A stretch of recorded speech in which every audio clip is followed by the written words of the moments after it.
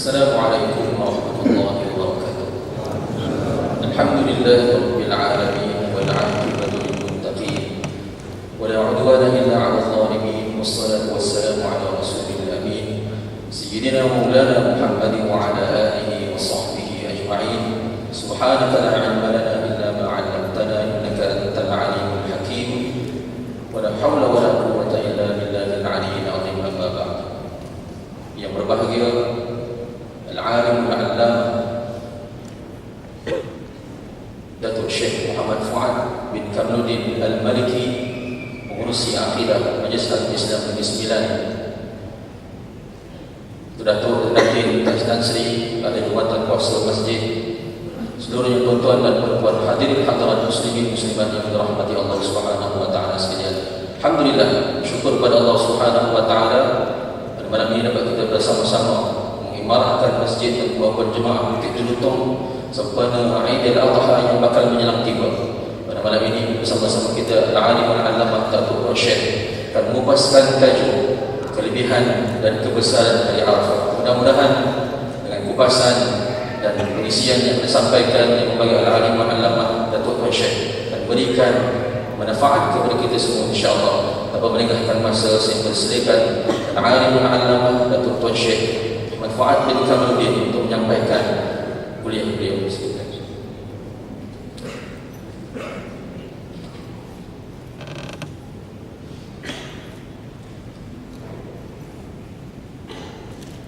A'udzu billahi minasy syaithanir rajim.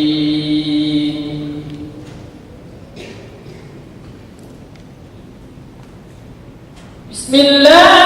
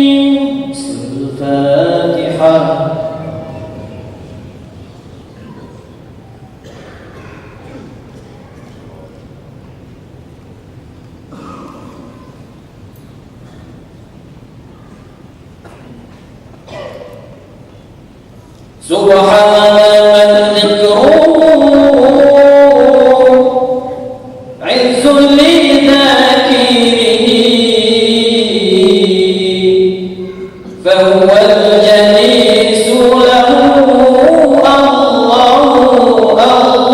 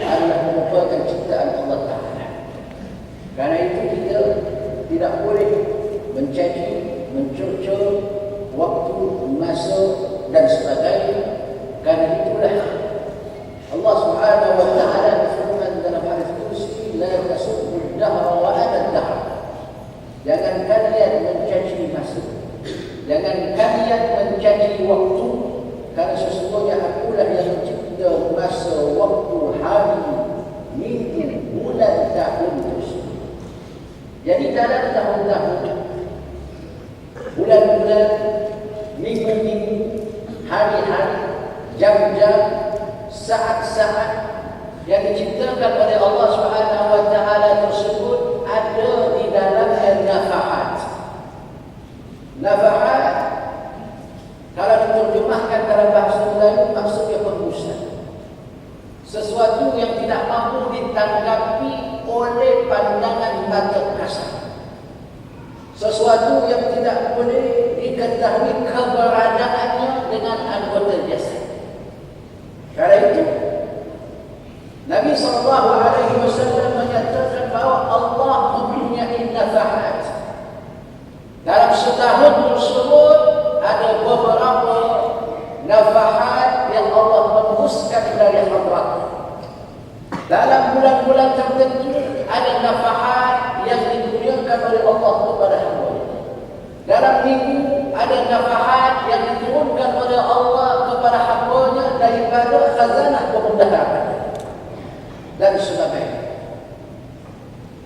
Jadi oleh kerana nafahat ini tuan-tuan dan puan tidak diketahui, tidak mampu ditanggapi oleh anggota jasad, maka oleh kerana itu jasad-jasad kita tidak begitu bersungguh-sungguh untuk merebutnya, mencarinya dan sebagainya tuan-tuan dan puan.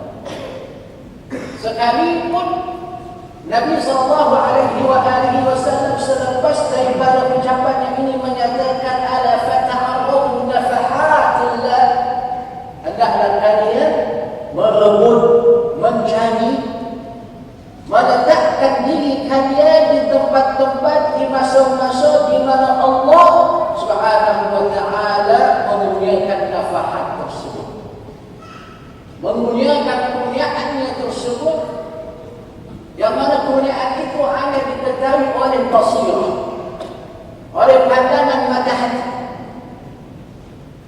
Karena itu tuan-tuan dan puan, kalau kita pada malam ini mempunyai basirah, pandangan mata hati, maka sudah pastilah kita tidak melihat bangunan ini saja. Kita tidak melihat kapet saja, mimbar saja, atau sayur saja, atau tuan imam saja. Tetapi sebaliknya tuan-tuan dan puan akan melihat sesuatu yang lain yang tidak dilihat oleh pandangan mata kasar. Karena itu kita lihat Nabi SAW bersabda, "Idza marartum bi riyadil jannati farta'u." Apabila kalian berjalan di taman-taman syurga. Mana ada taman syurga tak bumi ini tuan-tuan dan puan yang dimulakan oleh Allah SWT. Mata kita tak pernah melihat taman-taman syurga atas muka bumi. Pendengaran kita tidak pernah mendengar kicauan dan bunyi taman-taman syurga di atas muka bumi. Apatah lagi lidah kita tak pernah merasakan nikmat buah-buahan, manis-manisan, minuman, makanan yang dihidangkan dalam taman syurga tersebut. Tetapi Nabi SAW menyatakan, "Idza marartum bi riyadil jannati farta'u." Apabila kalian berjalan di taman syurga, farta', ambillah faedah daripada hidangan yang terdapat di dalam taman syurga tersebut. Sama ada yang boleh dilihat, yang boleh didengar, maupun yang boleh dirasa dan sebagainya. Maka sahabat radhiyallahu ta'ala anhum ajma'in tuan-tuan dan puan tidak memahami sabda Rasulullah SAW tersebut. Karena mata mereka tak pernah melihat,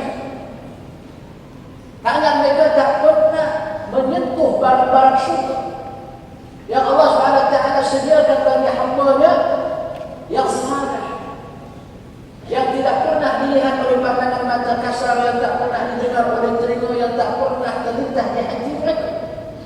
Maka mereka bertanya kepada Rasulullah SAW, "Wa ma riyadul jannati ya Rasulullah?" Apakah riyadul jannah, taman-taman syurga itu wahai Rasulullah?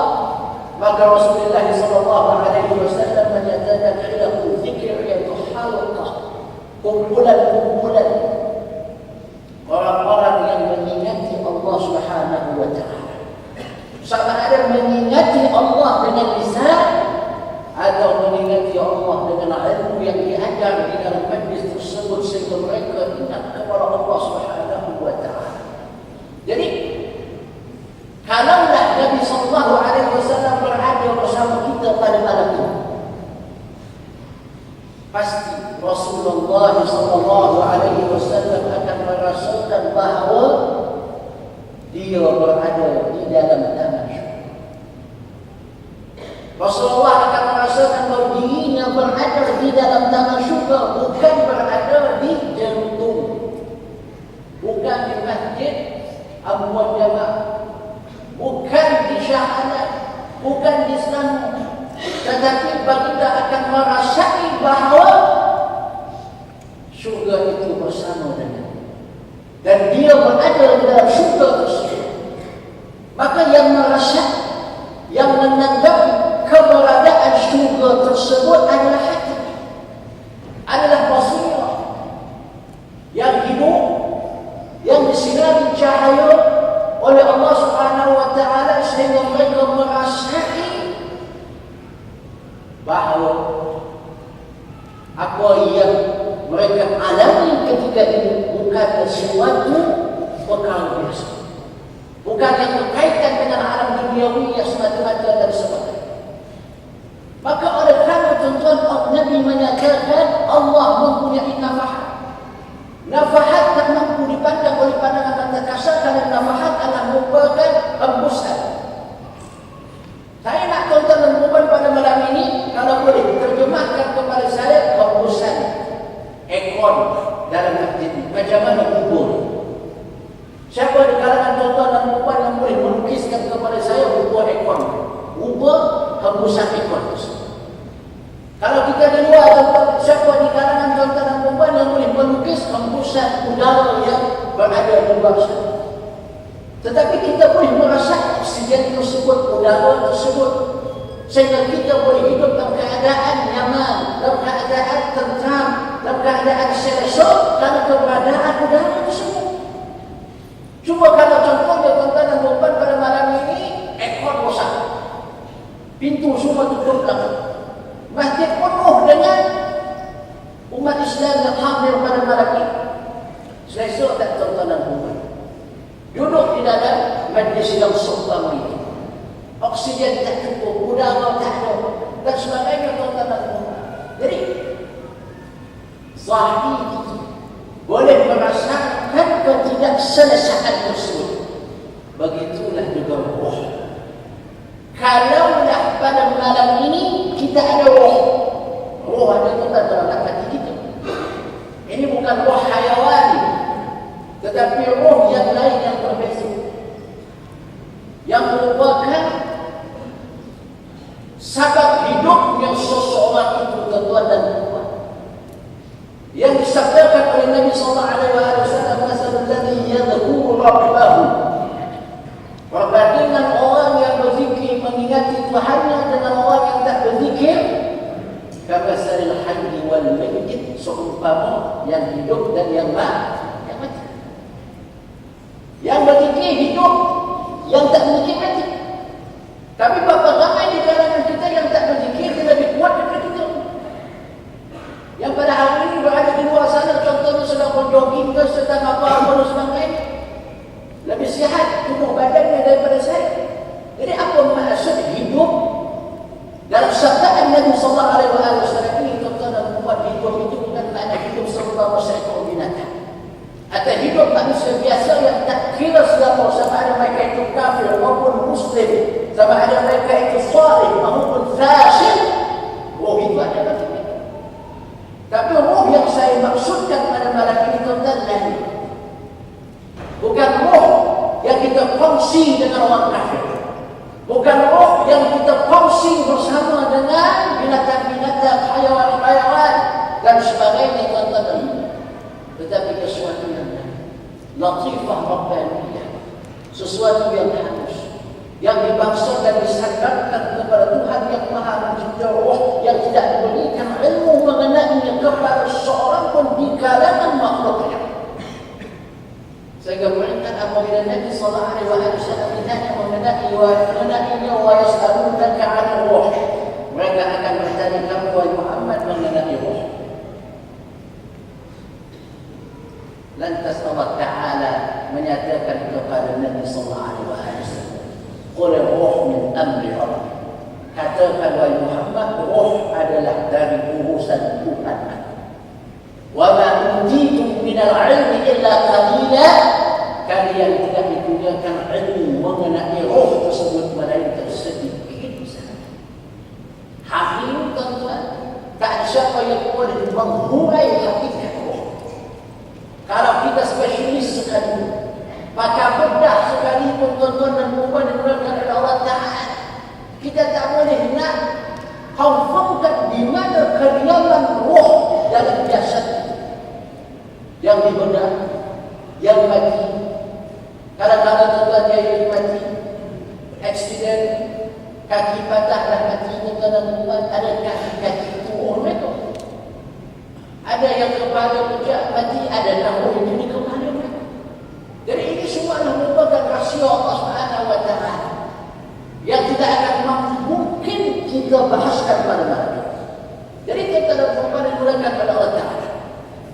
Malam ini atau Nabi SAW menyatakan mengenai anugerah ini. Anugerah ini namanya nafahat. Nafahat ini adalah hembusan. Hembusan itu tak mampu kita rasakan. Ketahui keberadaannya pada malam ini.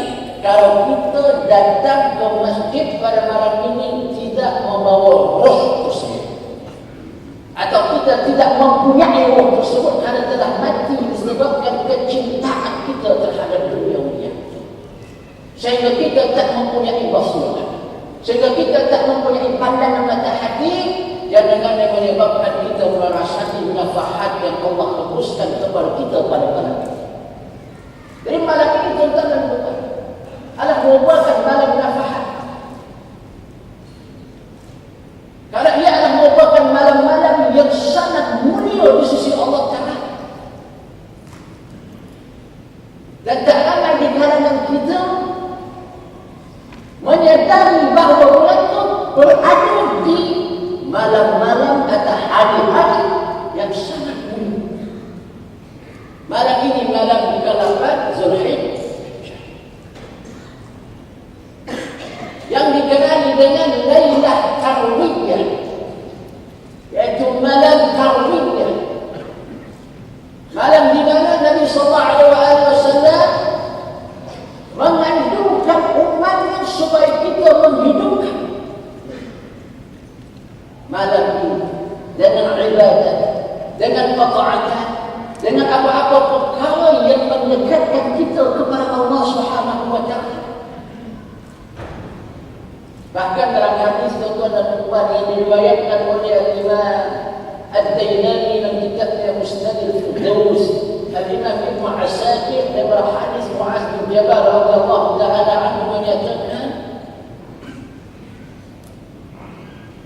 sesiapa man ahya arba'an layal, siapa yang menghidupkan 4 malam, wajabat lahul jannah, wajiblah bagi mereka syurga. Siapa yang menghidupkan 4 malam, kata Nabi SAW, wajiblah bagi mereka syurga, yaitu diawali dengan Lailatul Tarwiyah, malam ke-8 Zulhijjah. Itu malam ini. Malam ini tuan-tuan, malam Ahad ni, jatuh pada malam ke-8 Zulhijjah. Alhamdulillah, Allah Subhanahu wa Ta'ala telah memberikan nikmat kepada kita pada malam ini. Yang pertama, kalau kita tak beramal pun, tak beribadat pun malam ini, kita dah dapat menjauhkan diri daripada maksiat sebab kita berada dalam rumah Allah. Bagaimana kalau kita pada malam ini tuan-tuan berada di pasar malam? Apa lagi tuan-tuan?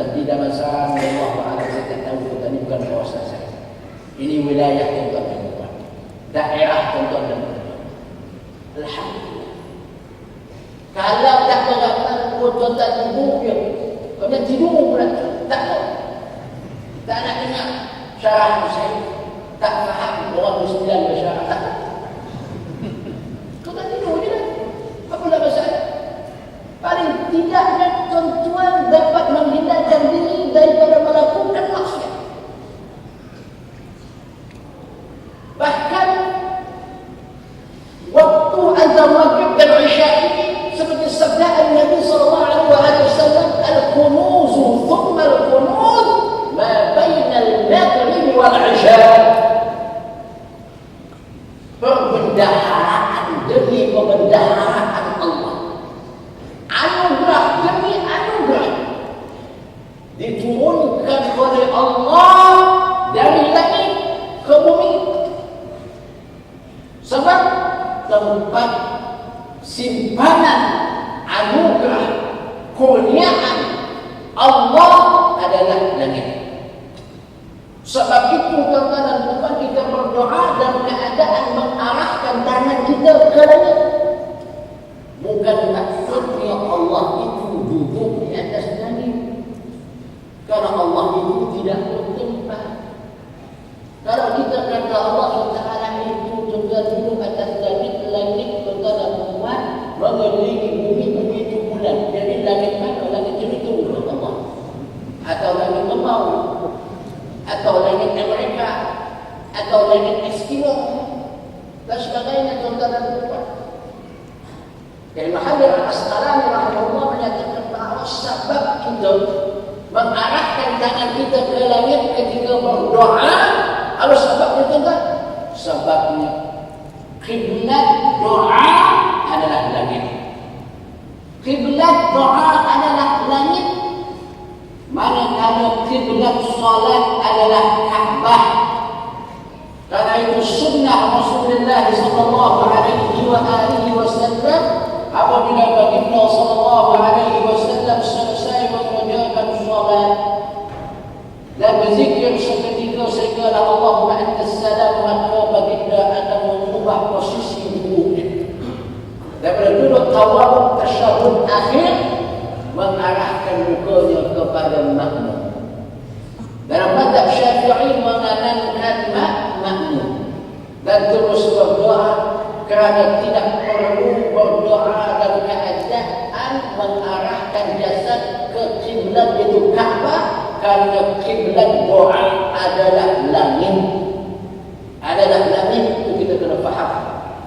Tujuannya lagi tuan-tuan, apa lagi tuan-tuan, supaya orang yang datang ke bulan kita untuk imam dah selesai solat. Ini dia senyum, dia tuan-tuan tak baca apa. Sebab bid'ah namanya. Tak baca apa tuan-tuan. Jadi orang yang lambat-lambat datang, yang lewat-lewat datang itu, dia sangka imam masih lagi tasyahud, dia pun ikut, sedangkan imam dah selesai solat. Banyak hikmahnya kenapa Nabi sallallahu alaihi wasallam mengadap ke arah makmum ketika membaca Allahumma antas salam. Jadi Nabi sallallahu alaihi wasallam bersabda, al-kunuz summa al-kunuz. Perbendaharaan demi perbendaharaan, anugerah demi anugerah diturunkan oleh Allah daripada langit ke bumi. Ma baina al-maghrib wal isya, antara maghrib dan isya. Antara maghrib dan isya. Dan alhamdulillah tuan-tuan kepada Allah Subhanahu wa taala, kita berada di dalam rumah Allah pada saat dan ketika Allah menurunkan anugerah dan kurnia kepada para hamba. Dan kemudian tuan-tuan dan puan yang dimuliakan oleh Allah Subhanahu wa taala, malam ini bertepatan dengan malam ke-8 Zulhijjah. Yang saya sebutkan sebentar tadi hadis Nabi yang menyatakan sesiapa yang menghidupkan 4 malam maka wajiblah baginya diawali dengan malam tarbiyah, iaitu malam ke-8 Zulhijjah. Kemudian diikuti Lailatul Arafah, iaitu malam Arafah, iaitu Ahad malam Isnin. Ahad malam Isnin. Kemudian diikuti Lailatul Nahar, iaitu malam Aidil Adha, yaitu malam Isnin. Kemudian yang amalan Aidil Fitr. Dan alhamdulillah Allah kurniakan nikmat itu kepada kita pada kita berhimpun dalam rumah Allah Subhanahu wa ta'ala untuk merebut, untuk menagih nafahat Allah, kerana Nabi pesan kepada kita, ala fata'aradu, pamerkan diri kamu pada tempat-tempat di mana Allah menurunkan nafahatnya, dengan maksud jangan letakkan diri kamu pada saat dan ketika Allah menurunkan nafahatnya kita berada di tempat-tempat yang dimurkai Allah, tempat yang dibenci oleh Allah Subhanahu wa ta'ala. Maka alhamdulillah itu nikmat yang Allah kurniakan kepada kita. InsyaAllah tuan-tuan, kita akan kaji sedikit sebanyak sebuah kita yang bukan karya saya, bukan karangan saya, tapi ialah merupakan karya seorang ulama besar daripada Syam. Syam ini kata maksudnya negara Palestin, Lebanon, Jordan dan Syria, itu Syam. 4 buah negara itu namanya Syam. Dan ada ulama di negara tersebut yang bernama Al-Imam Nasiruddin Ad-Dimashqi rahimahullah. Seorang yang membidani ilmu hadis, bahkan ia adalah dari kalangan orang-orang yang dipuji oleh Al-Imam Ibnu Hajar Al-Asqalani rahimahullah, dan dari kalangan fuqaha dan imam ahli sunnah wal jamaah. Jadi beliau mengarang sebuah kitab yang alhamdulillah telah diterjemahkan dan berada di meja saya pada malam ini, mengenai kelebihan 10 awal Zulhijjah dan juga hari Arafah. Kerana lumrahnya tuan-tuan dan puan umat Islam di Indonesia ini tak membesarkan Aidil Adha, apatah lagi hari Arafah, hari Tarwiyah atau 10 awal Zulhijjah. Wallahu a'lam apa sebabnya. Apa sebabnya wallahu a'lam, tapi saya tak nak menuduh mereka dengan kekurangan ilmu dan sebagainya, mungkin tak berasa, atau mungkin tuan-tuan terlepas pandang kerana terlalu sibuk hidup pada mutaakhir ini dengan pelbagai urusan, dengan meeting itu ini dan sebagainya.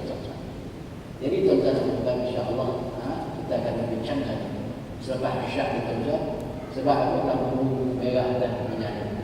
InsyaAllah kita akan sambung lepas azan Isyak, insyaAllah.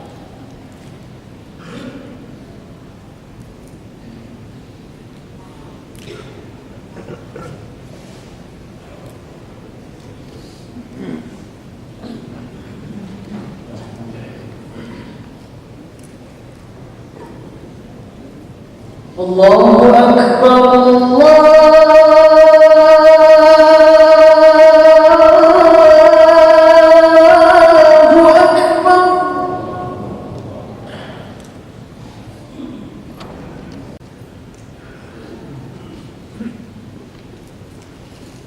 InsyaAllah tuan-tuan dan puan, kita akan baca sedikit daripada dengan kitab ini yang didokong dan disulami dengan hadis-hadis Nabi sallallahu alaihi wasallam. Hari Arafah bukan musuh dulu. Kelebihan hari Arafah sebagai hari yang terbesar dan termulia di dalam Islam, sebagai hari yang terbesar dan termulia di dalam Islam.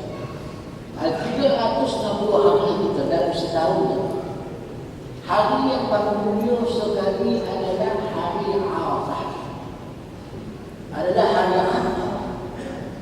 Karena itu fuqaha mazhab Syafi'i rahimahullah menyatakan, jikalau seseorang itu mentalakkan istrinya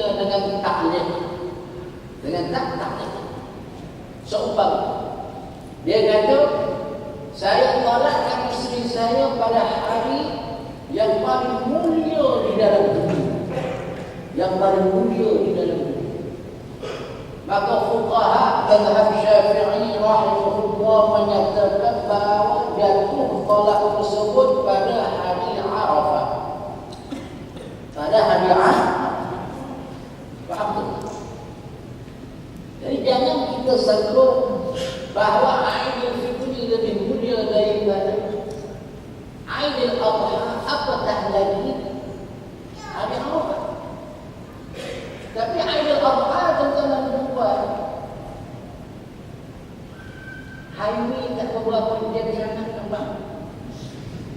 Saya lewat datang bukan sebab jam, orang Kedah balik Kedah, orang Perak balik ke Perak, orang Penang balik ke Penang. Tapi sebab lori tersadai tengah jalan. Tak ada perancangan pun kita nak balik kampung, apatah lagi cuci sapi je. Hari Selasa.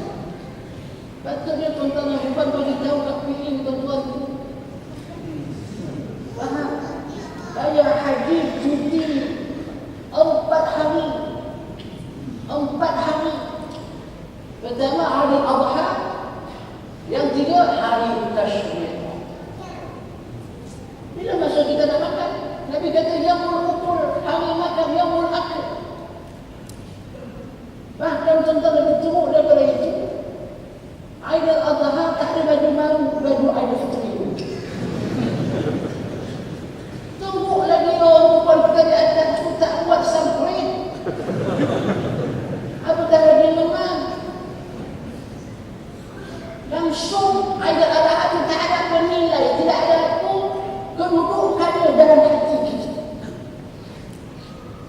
Sedangkan fuqaha Syafi'iyah menyatakan bahawa sesungguhnya hari raya Aidil Fitri adalah hari raya kecil. Manakala hari raya Aidil Adha hari raya besar. Keluar mengerjakan solat sunat Aidil Fitri dapat pahala umrah.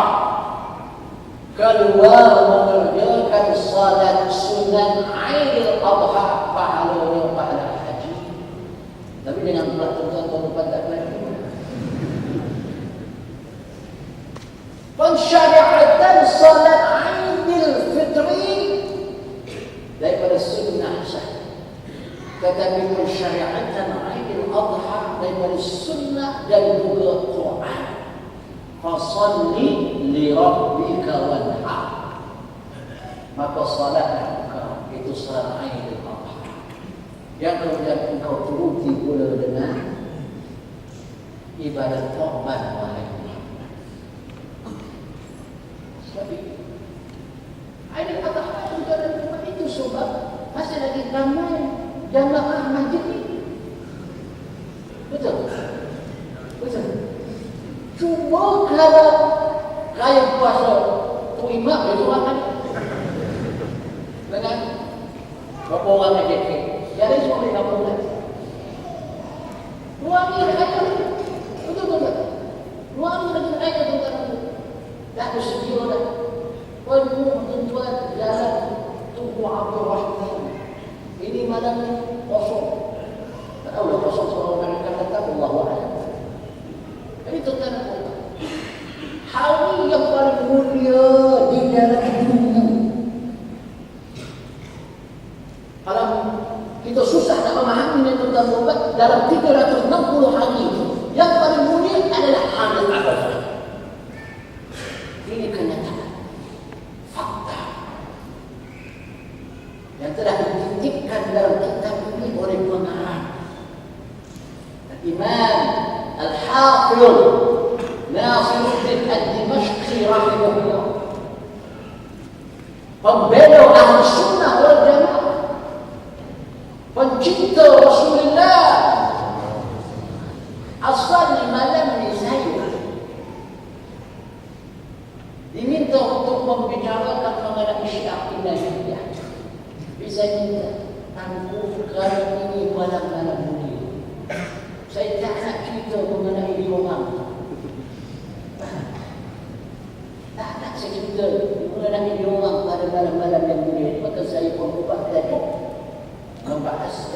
kemuliaan hari Arafah. Rasulullah Aidil Adha disebutkan dalam mengucapkan kepada Allah Ta'ala. Imam Muslim kita orang yang mencintai para sahabat radhiyallahu anhum ajma'in. Kalau tuan-tuan bawa dalam kitab itu, tuan-tuan akan mendapati di awalnya saya sebut contoh syariah yang beliau karang mengenai sahabat-sahabat yang diberitakan dengan berita gembira oleh Nabi bahawa mereka adalah dari kalangan ahli syurga. Faham tak? Dan ingat, selama ini dah dahsyat, dah parah, sebab imamnya terlalu ramai. Apatah hari di kawasan saya Gombak, saya dekat dengan Gombak sebab saya melakukan di Taman Taman. Bila-bila kasur saja kita akan diturunkan laknat oleh Allah. Sebab Nabi SAW bersabda, "Man sabba ashabi fa'alayhi la'natullah wal malaikati wan nasi ajma'in la yaqbalu Allah minhu sirfan wala 'adla." Sesiapa yang melaknat, mencaci, mencurcur, memfitnah sahabat aku kata Nabi, maka ke atas mereka laknat Allah. Manusia dan malaikat serta Allah tak menerima daripada mereka amalan fardu maupun amalan sunnah. Karena itu saya pesan kepada tuan-tuan dan puan di kawasan ini, jangan tinggalkan kuliah tauhid, jangan abaikan. Mesti di masjid yang itu cantik, tuan-tuan. Sampai saya menyesal tak pakai jubah, saya pakai kodel sampai ke sumsum. Banyak panas. Ayo jangan lebih kampung ni. Tahu tadi kau gaduh saja. Saya pesan akidah, kuliah akidah jangan ditinggalkan. Walaupun dah khatamkan kita, ulang atau cari pula kitab-kitab tauhid yang lain untuk memantapkan akidah dan tauhid kita. Jangan tumpang reka dengan yang lain. Walaupun kita tahu tuan-tuan dan puan, ilmu Islam itu terlalu luas. Tuan-tuan dan puan tak akan mampu nak jadi al-alim, al-allamah, al-fahamah, al-futuh, al-profesor. Umur dah 55, dah 60 tuan-tuan. Kalau belajar bahasa Arab pun, fa'ala kan bang. Akhirnya kata apa? Saya sampai fa'alat ke sebab apa? Tunggu saya tinggal. Tak boleh dah. Kalau menghafal huruf kasar, dapat huruf pangkal besar. Jadi apa yang penting bagi kita? Iaitu ilmu yang diperlukan jami waktu ini, ketika ini. Itu yang disebut pada ulama dengan ilmu hal, ilmu yang diperlukan pada waktu ini, yaitu antaranya bagi seluruh rakyat Islam adalah ilmu akidah, terutama berkaitan dengan penyelewengan Syiah Imamiyah. Walaupun mungkin tuan-tuan dan puan menyatakan itu keracunan, banyak ramai sangat tuan-tuan dan puan. Racun ni kalau nak letakkan dalam cawan saya, air banyak ke racun banyak? Kalau racun banyak, saya tahu itu racun. Betul tak? Racun setitis je. Setitik racun, dan selebihnya adalah air. Cukup dengan solat Syiah Imamiyah yang ada di dalam qaryah tuan dan tuan menyebabkan akan hancur lebur qaryah.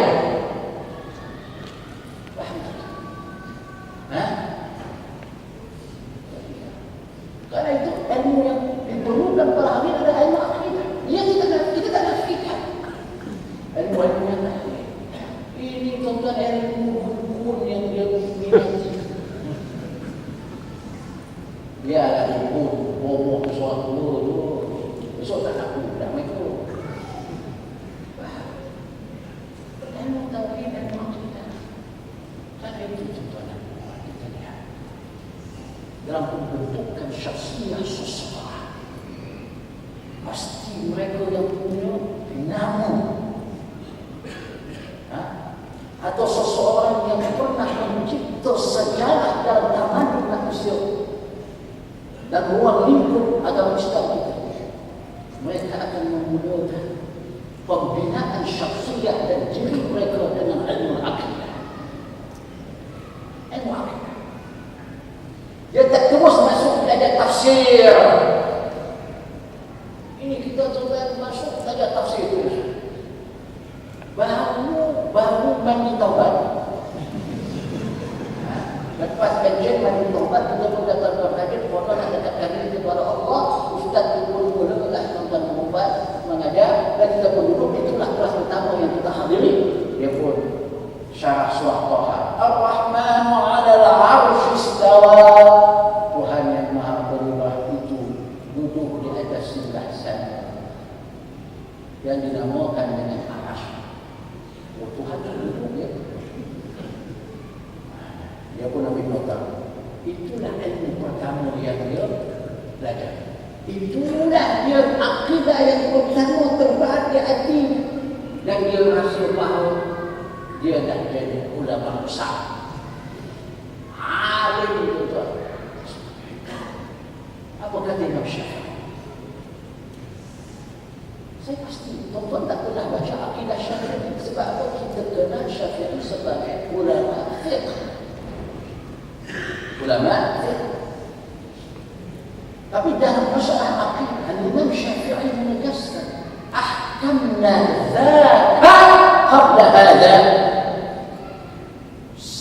Kami kata Imam Syafi'i membidangi dzaka, yaitu ilmu tauhid yang tidak lagi kami bahaskan karena telah menjadi darah kami. Ilmu itu telah kami hadamkan. Alhamdulillah. Ilmu ketuhanan, kenabian, sam'iyat itu tuan-tuan, sesuatu yang dah tak boleh lagi berpisah daripada kami. Maka dia kata zakat, iaitu ilmu yang dahulunya kami bidangi sebelum kami bidangi ilmu. Saya pesan kepada tuan-tuan, mungkin ini kali pertama terakhir saya mengajar atau bersyarat. Tuan-tuan tak terkenal sangat dan boleh panjang. Ini bahaya ni. Kaedah tak boleh. Saya pesan. Wallahi wa billahi wa tallahi, saya turun dari rumah saya. Di taman das kata saya tak ada apa kepentingan pembelaan. Saya nak sebut apa yang tuan-tuan perlukan, pasti saya. Saya tak ada niat nak membuat anak tuan-tuan. Walaupun saya tahu saya eksan.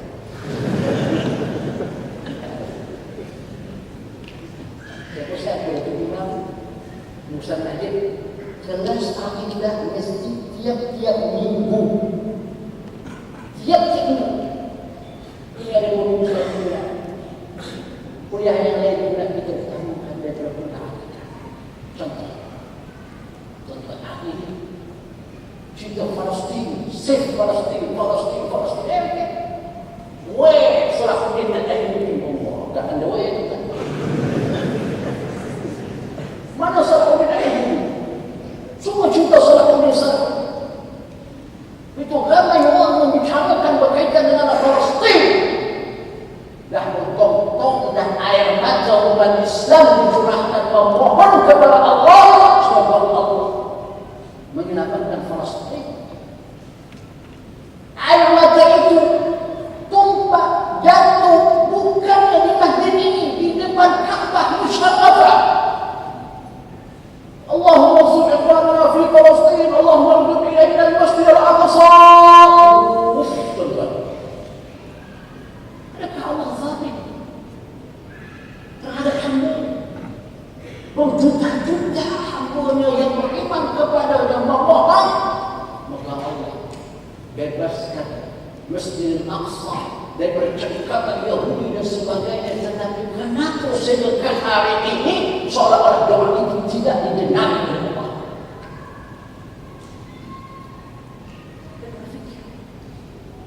Adakah kita hamba-hamba Allah yang layak mendapat nikmat an-nasr min Allah, pertolongan daripada Allah SWT? Ramai yang mendakwa mereka sebutan Salahuddin Al-Ayyubi.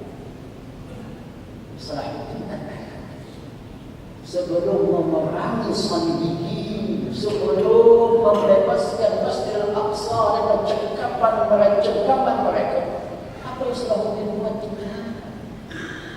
Salahuddin buat apa yang dia buat? Dia minta kepada seorang ulama pada zaman itu yang bernama Qutbuddin An-Naisaburi menulis akidah Ahli Sunnah wal Jamaah khusus untuk beliau. Maka beliau baca, fahami, hayati, hafal setiap matan bit akidah Ahli Sunnah wal Jamaah. Lepas itu tak cukup dengan diri beliau sendiri, beliau mengajarkan pula akidah itu kepada anak-anak beliau. Sehingga keluarga Salahuddin adalah keluarga Ahli Sunnah pure. Selepas itu beliau mengarahkan saya akidah itu dibaca di mimbar atau di menara masjid di bawah dada takluk beliau sebelum azan subuh dikumandangkan. Sebelum azan subuh dikumandangkan dahulu bit-bit syair akidah Ahli Sunnah wal Jamaah. Tapi di mana itu dengan akidah ini? Sifat buruk pun kita tak faham. Bahkan kemudian di kalangan kita yang mempermain-main, memperolok-olokkan metodologi Ahli Sunnah wal Jamaah yang telah disusun rapi oleh ulama-ulama Ahli Sunnah wal Jamaah. Jadi tuan-tuan dan puan, karena akidah yang sahih inilah menyebabkan Salahuddin diingati, disebut namanya pada malam ini. Dan beliau yang bertanggungjawab membersihkan Al-Azhar daripada pengaruh Syiah Fatimiyah yang kemudian selepas itu barulah Al-Azhar yang pada awalnya diasaskan untuk mengembangkan ajaran Syiah Fatimiyah menjadi markas, menjadi pusat, menjadi sumber Ahli Sunnah wal Jamaah. Jadi sahabat Rasulullah ayah seorang ayah yang menyampaikan Quran kepada kita, yang berusaha menyebarkan Quran, dicaci, dicerca, ditolak, dikufurkan oleh mereka. Tiba-tiba kita merasakan bahawa ini adalah merupakan perkara remeh, perkara kecil, tak perlu nak dibesarkan bilangan dia tak ramai. Seorang sahaja dalam kampung kita, nak buat apa kita sibuk-sibuk dengan perkara ini dan sebagainya. Tuan-tuan dan puan dimuliakan oleh Allah SWT. Antara keistimewaan pengarang beliau adalah Imam Ahli Sunnah, kemudian pencipta Rasulullah, pembela Majlis Maulidul Rasul sallallahu alaihi wasallam. Masyhur cerita berkaitan dengan Abu Lahab yang diringankan azab oleh Allah pada setiap hari Isnin. Al-Imam pengarang kitab ini tuan, biasa harap tuan balik baca. Saya tak sempat mengajar, saya tak mengajar, saya cerita kan. Orang yang mengajar, orang alim, saya tak alim juga. Tuan baca. Pengarangnya Ahli Sunnah. Kalau tuan ini berminat kepada maulid, inilah rumah yang menyusun syair berkaitan dengan peristiwa peristiwa Abu Lahab yang azab kerana gembiranya dia dengan kelahiran Muhammad. Apa kata Quran?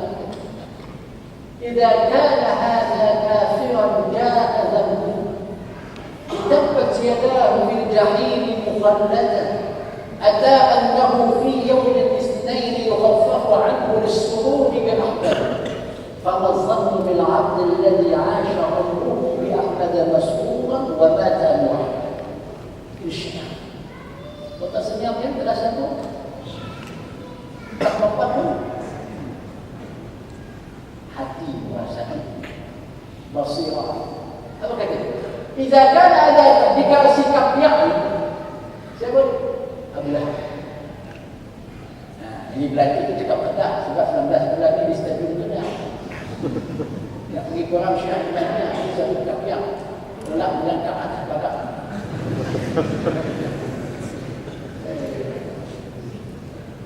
Sikap ke yang Abdullah.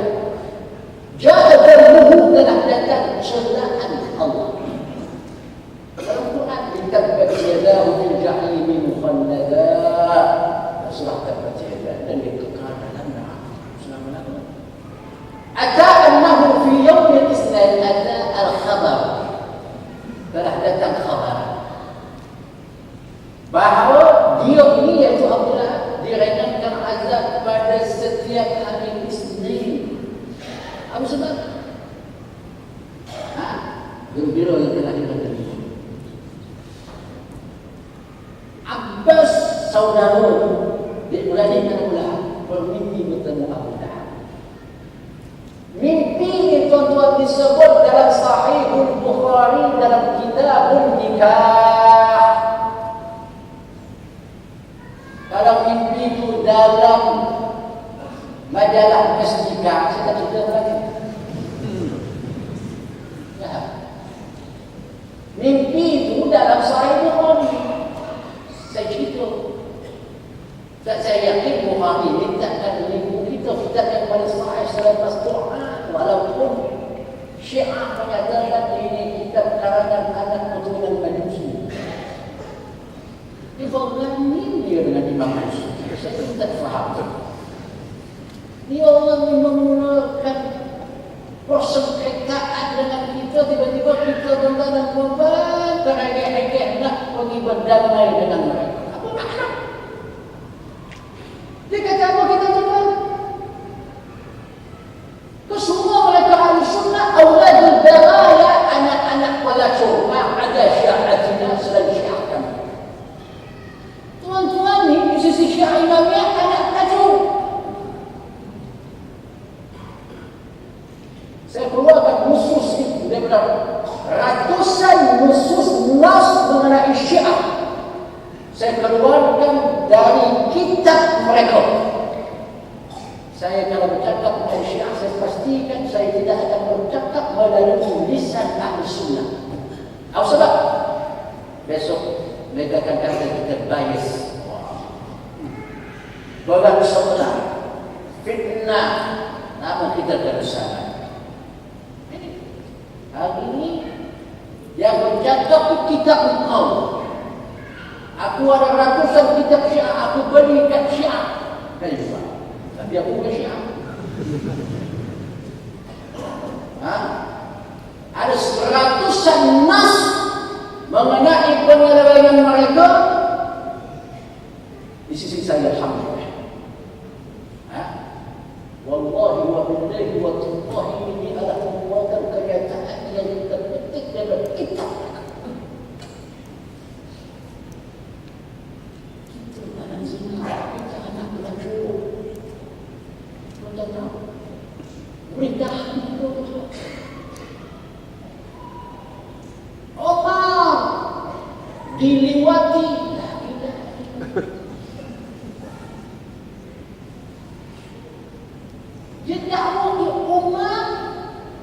Penyakit tak akan sembuh melainkan dengan air lelaki.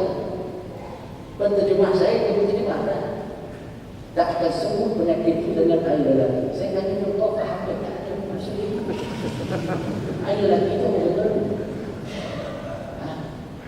Tak Hanya dia ada satu penyakit tak normal. Tak normal. Wah, super-super dia sudah lagi. Tak akan selesai, tak akan terubat penyakit yang mereka sampai dia diliwati.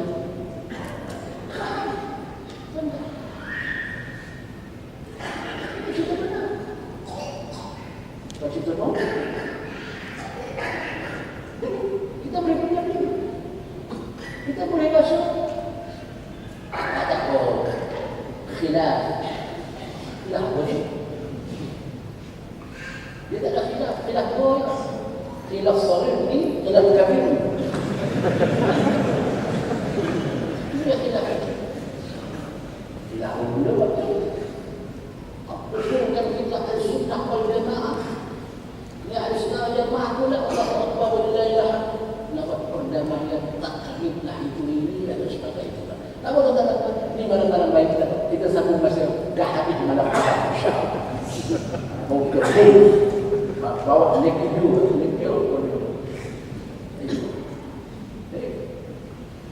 Abbas bermimpi bertemu Abu Lahab.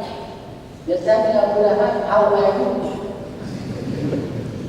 Abu Lahab kata, dia kata Abu Lahab, dia gopoh dan mengatur. Tinggal di istana sini dapat MC. Raya ada. Kemudian, isap susu daripada jari. Kenapa? Gembira dengan kelahiran Muhammad. Bukan Nabi Muhammad. Kita ya, Suwaibatul Aslamiyah, khadam perempuan, melaporkan kepada Aminah selamat melahirkan seorang putera. Namanya Muhammad. Lihat Abu Lahab tuan dia merekakan Suwaibah. Suwaibah dimerekakan oleh Abu Lahab. Sebelum kau keluar dari rumah aku, kau tolong jamu seluruh penduduk Makkah dengan air susu. Yang akhirnya Suwaibah itu menjadi ibu susuan kepada Rasulullah sehingga berhasil besar. Jadi karena kegembiraannya dengan kelahiran Muhammad, berlagi Nabi Muhammad diraihkan azab pada setiap hari Isnin. Maka pengarang menyatakan famadhan bil 'abd alladhi 'asha qalbuhu bi Ahmad mas'uran wa mata wahida. Tak salah kira. Kita ni beriman kepada Allah, kepada Muhammad. Kemudian kita gembira pula dengan Rasulullah sallallahu alaihi wasallam. Maka sudah pastilah balasan yang akan kita kecapi lebih daripada apa yang dikecapi oleh Abu Lahab. Siapa yang buat syair, bikin syair, Allah kita. Jadi beliau menyatakan hari Arafah, hari yang terbesar dan termulia di dalam Islam. Sudah tentulah hari Arafah mempunyai kelebihan yang amat besar. Di antara kelebihannya tuan-tuan banyak. Cukuplah saya ambil kelebihannya hadis riwayat Rasul 55. Saya tak lama tentang kejap. Sebab orang bodoh ni cakap kejap tuan. Idea habis tidak. Tunggu saya kata. Kalau tak bersyarah, tengah orang tengah tak berhenti. Kalau masa tu kau berhenti, dia dah panggil dari dulu dia kata. Kalau sampai berdengkur macam ayam kena campar tu kan. Tak adalah itu kaitan akhir. Kejap kita pusman kita berhenti lah tuan. Pusman kita berhenti lah. Lepas tu kita cari lah mana sati atau sekitar itu insyaAllah. Sebab Nabi sebut khairul kalami ma qalla wa dalla. Sebaik kalam ma qalla, sedikit tapi bagi manfaat. Faham tak? Air insyaAllah sahabat 11 dalam kata yang ujung kita ingat. Yang awal tu kita menunggu. Dan lain sudah kesempatan kita. Jadi satu hadis mengenai kelebihan hari Arafah. Daripada hadis Abi Qatadah, sesungguhnya Nabi sallallahu alaihi wasallam bersabda, "Siyamu yawmi Arafah inni ahtasibu 'ala Allah ta'ala an yukaffira as-sanata allati ba'da was-sanata allati qabla."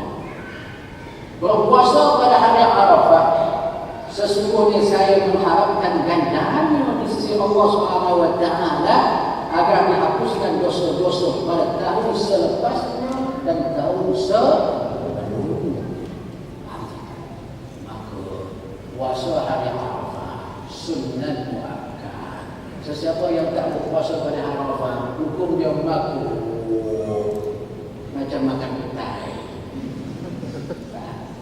Hari Arafah itu hari apa Ustaz? Hari ke-9 Zulhijjah. Faham? 9 Zulhijjah hari Arafah.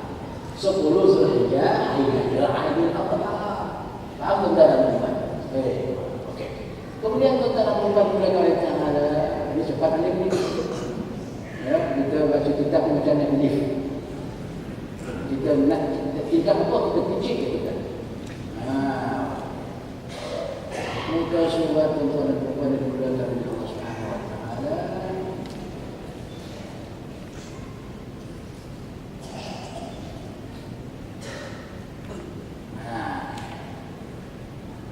Surat 136. Sebab kalau kita katakan kita tak ukur dia pada Arafah, tak dapat dah pahala dia. Itu dia. Tak dapat dah kelebihan dia.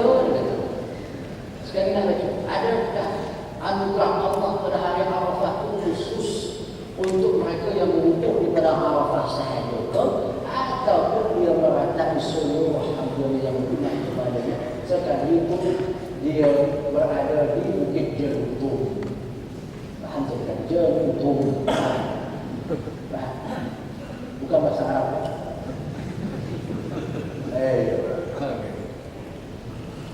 Dan Ibnu Umar radhiyallahu anhu beliau berkata, aku mendengar Rasulullah sallallahu alaihi wasallam bersabda, la yabqa ahadun yawma Arafah fi qalbihi mithqal dzarratin min iman illa ghafara Allahu lahu. Tidak tinggal seseorang itu dalam hatinya iman sebesar zarah. Sebesar zarah. Pada hari Arafah, melainkan Allah akan mengampuninya. Syaratnya iman. Jadi kita benar-benar dari kalangan orang yang mentauhidkan Allah pada hari Arafah. Dan itulah hadis yang lain, Nabi sallallahu alaihi wasallam bersabda, "Afdalu ma kuntu ana wan nabiyyuna min qabli yawm Arafah, la ilaha illallah wa innahu la syarika lah." Seafdal-afdal ucapan yang aku ucapkan dan yang diucapkan oleh nabi-nabi sebelum aku adalah la ilaha illallah wahdahu la syarika lah. Yang tuan hafal tersebut, yang mana dia membuatkan penyaksian terhadap keesaan Allah Subhanahu wa Taala pada hari Arafah. Lalu seorang lelaki bertanya, wahai Rasulullah, adakah ia bagi orang yang wukuf di Arafah sahaja atau untuk seluruh manusia secara umum? Alhamdulillah. Jawapan yang menggembirakan. Kalau dah tuan, terlepaslah kelebihan ini. Nabi bersabda, "Balinnas amatan," bahkan untuk seluruh manusia. Seluruh manusia. Kemudian ada satu riwayat dari tuan-tuan dan puan yang akhir sekali. Laqas Ibnu Umar Nabi bersabda, "Inna Allah yanzuru ila 'ibadihi yawm Arafah fala yada' ahadan fi qalbihi mithqala dzarratin min al-iman illa ghufira lahu." Sesungguhnya Allah memandang kepada hamba-hambanya pada hari Arafah. Memandang, pandang itu tanda kasih, tanda sayang. Besok tengah bulan sana Tuhan pandang, dia pakai spek pribadi. Tanda, Tuhan pandang saya suka kat saya. Begitu saya pandang Tuhan, saya suka kat Tuhan. Ada yang tak pandang saya, pandang dia. Tapi mungkin dia masuk ke dalam Pak Arafah kan? Sudah basirah. Okey. Jadi pandang sebenarnya Allah merahmati, mengasihi, menyayangi hamba-hambanya pada hari Arafah. Maka tidak tinggal dalam hati seseorang itu iman sebesar zarah, melainkan Allah akan mengampunkannya. Beliau berkata, Ibnu Umar bertanya, aku bertanya kepada Ibnu Umar, untuk manusia seluruhnya ada ahli Arafah? Beliau menjawab, untuk manusia tersebut. Semoga Allah Ta'ala taufik untuk berpuasa pada hari Arafah. Dan kalau tak dapat, sangatlah lakukan ibadat pada hari Arafah.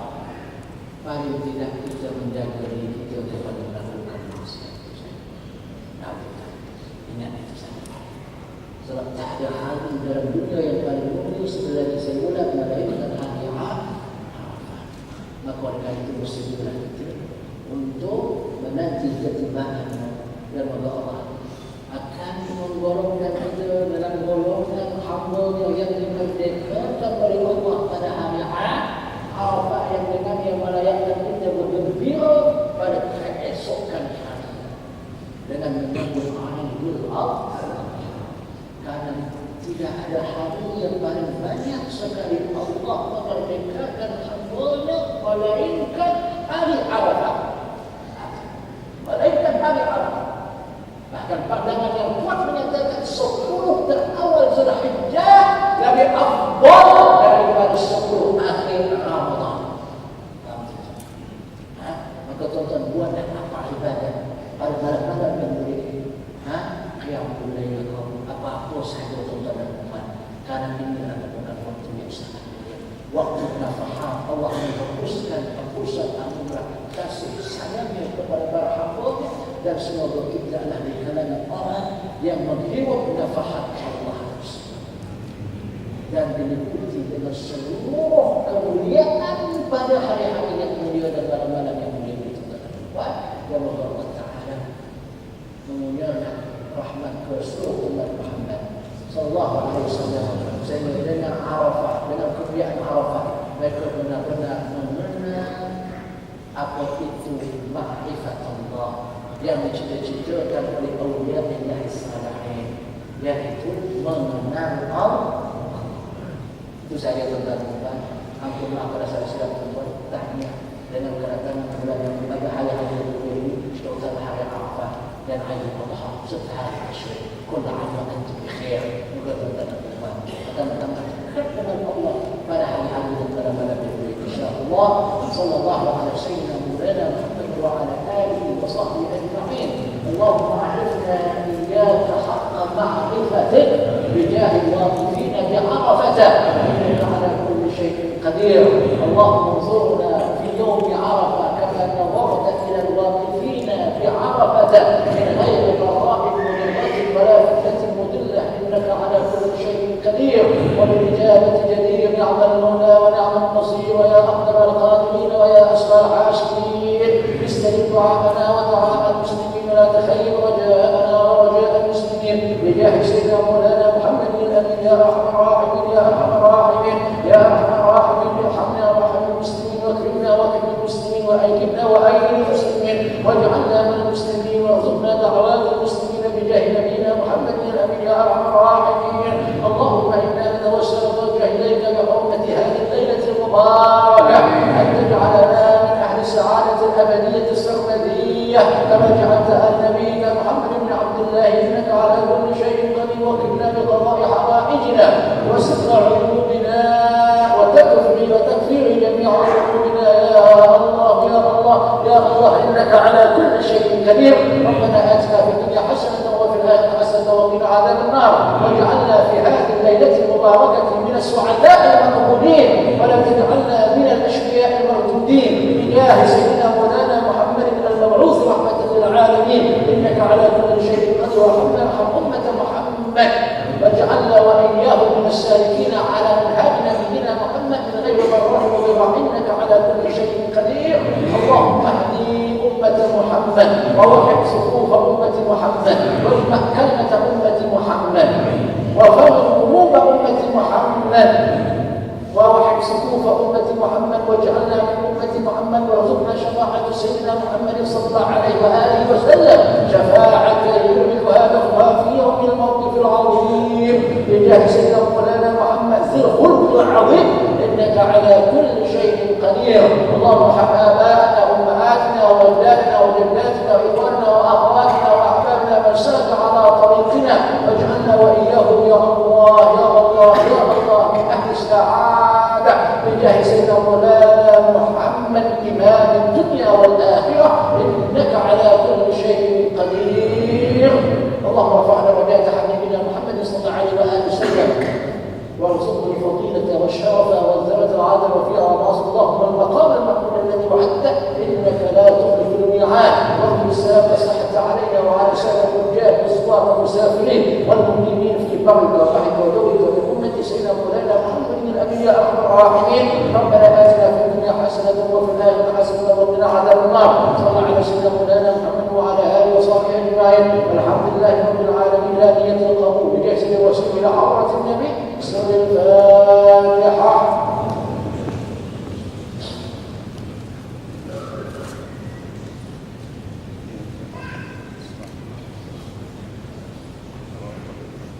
آمين آمين يا رب العالمين، ويا مجيب السائلين، ويا مأمن الخائفين، ويا ملاذ اللاجئين، اغفر أحوالنا وأحوال المسلمين، وانصرنا والإسلام والمسلمين والمجاهدين في كل زمان ومكان، وحي برحمتك يا أرحم الراحمين. سبحان ربك رب العزة عما يصفون، وسلام على المرسلين، والحمد لله رب العالمين. تقبل الله منكم. السلام عليكم.